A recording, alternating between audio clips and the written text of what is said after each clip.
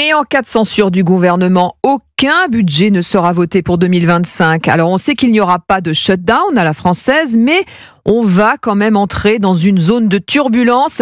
Baptiste Morin, qui sont les grands gagnants et les grands perdants de ce chamboule-tout ? Les principaux perdants, Céline, c'est nous, les actifs.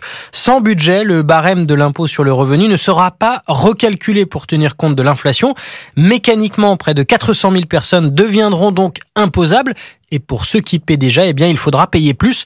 Autre perdant, les agriculteurs qui attendaient des mesures de simplification du projet de loi d'orientation agricole. L'immobilier qui tablait entre autres sur l'élargissement du prêt à taux zéro pour relancer la machine. Et puis les entreprises au sens large. La dissolution a démontré à ceux qui en doutaient que l'économie déteste l'incertitude. Au rang des gagnants, vous avez les retraités. Le Code de la sécurité sociale prévoit l'indexation de leur pension sur l'inflation, alors que le projet de loi de finances tablait sur des économies.